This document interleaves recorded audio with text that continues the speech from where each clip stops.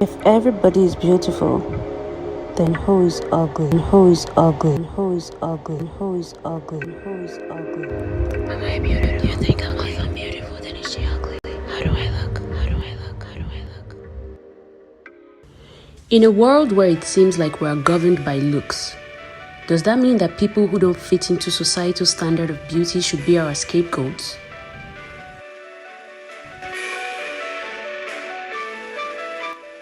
Beauty, a social construct put in place to dictate which types of looks are to be deemed desirable so that some people could feel good about themselves and bring other people down. Beauty is whatever is more popular, nothing more, nothing less. Imagine a world where everyone looked like this guy, and suddenly the most gorgeous person you know finds themselves in that world. Do you think they'll be considered beautiful there? No. They would be the freak. Beauty is always in comparison to something. On a much wider scale, the world is ruled by the Eurocentric standard of beauty, where it seems like everyone else strives to be as close to that as possible. Have the standards of beauty changed over time to be more accommodating? You could say that, but let's start from the root of the issue that has accumulated over time. What is beauty? Beauty is whatever whomever calls the shots say it is. And who calls the shots? The white man. Which brings us to the topic of white supremacy. We cannot discuss about beauty standards without talking about racism. So to make this video more concise and to make my points more precise, I'll be breaking this video down into 4 points. My first being racism, under which we will discuss beauty as a weapon for colonialism. Yes, let's go back to the times before we Africans were even made hyper aware of the Eurocentric beauty standards. Before the coming of the colonizers, do you think our ancestors would look at each other and be like, oh, you're too dark, or oh, your nose is too big? Do you think when the white man first arrived, we didn't think they were weird looking for having see-through skin and wiry hair? Do you think our first thought was, oh, they look better than us, oh, I want to have eyes that look like a cobra's? If anything, I bet we thought they were funny looking motherfuckers as well. And that's where power comes in. So we are on our own as black people, minding our black business in the motherland, and these people come, see that we are different, and convince us and themselves that they were better looking and inherently superior. I mean, weird, isn't it? Someone comes and say, hey, this looks better than this, and we all agree.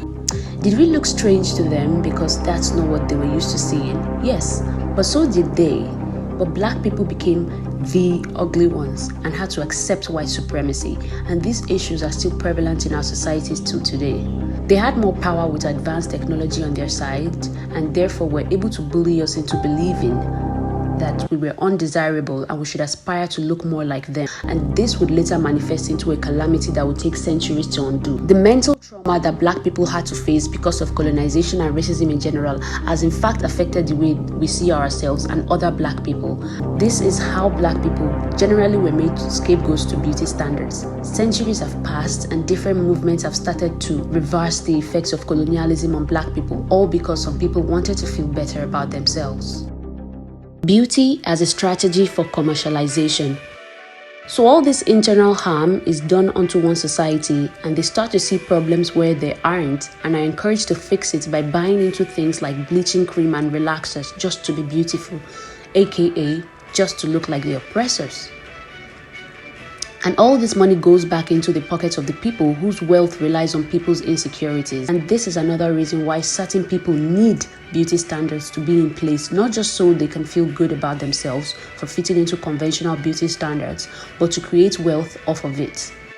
Moving on from racism, let's talk about how beauty is what is more popular. Now look at this picture. In some parts in Africa, the bigger disc a woman can fit in her mouth, the more attractive she's considered. To someone who isn't a part of that culture, this image might not be as comely as someone who shares that culture would deem it to be.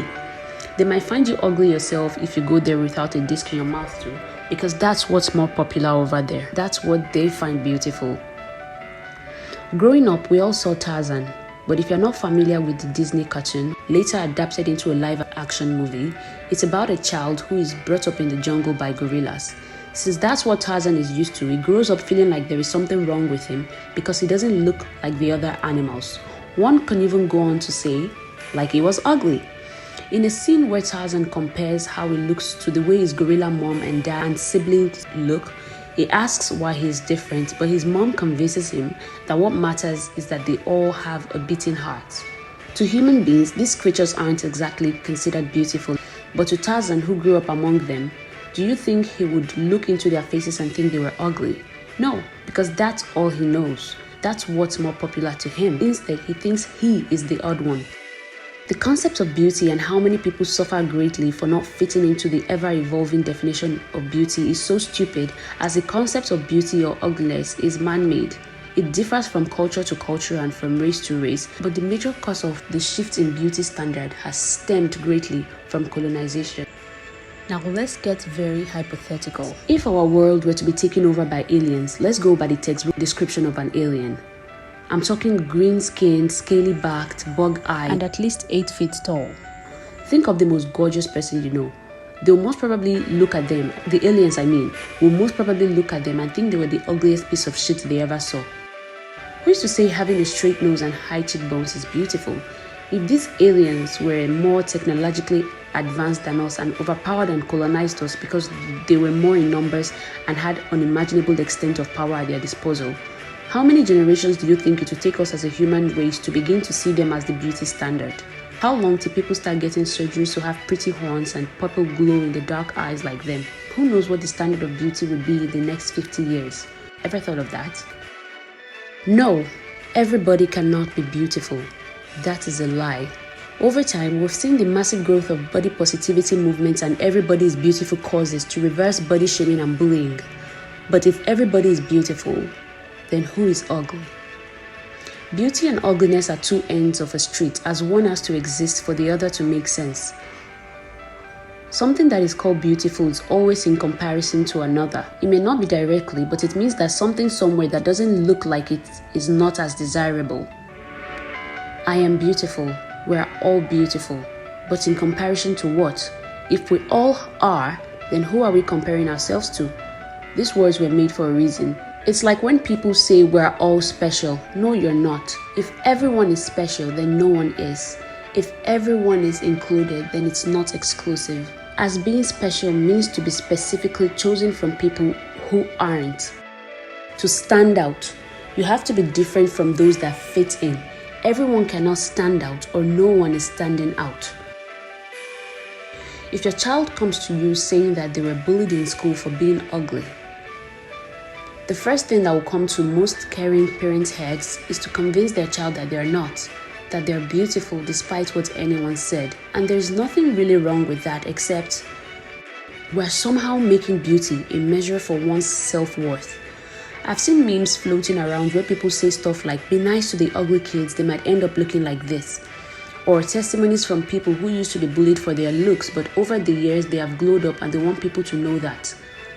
Even taking a look at Khloe Kardashian's show called Revenge Body, about women who were kicked down or made to feel less, and then they worked on themselves, made themselves look more attractive, and therefore stopped being disrespected. There's an underlying issue with these tropes. Also documentaries from people who have experienced body shaming coming out to spread some body positivity of how they believe they're beautiful and how everyone is beautiful. On the surface, this looks empowering, but there is an underlying issue with all this, because it can also be read as, don't bully me because I am no longer ugly.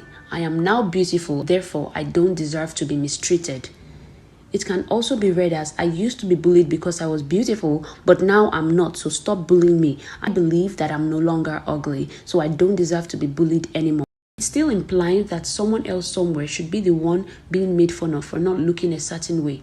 It's still implying that looks add to your self-worth, and it doesn't. It shouldn't.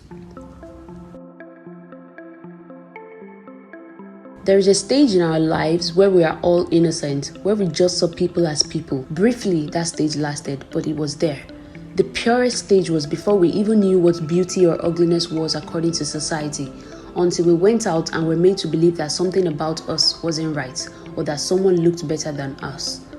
We were made aware of something about our appearance, mostly things we can't control. We are made to believe that the things that make us unique in our own ways, that make us not look like every other person, are things that we should hide, and we believed it. Do you think a child looking up into their mother's face is bothered about their looks? That people would call a child beautiful immediately after birth when it still looks like a potato should tell you that looks doesn't have to matter.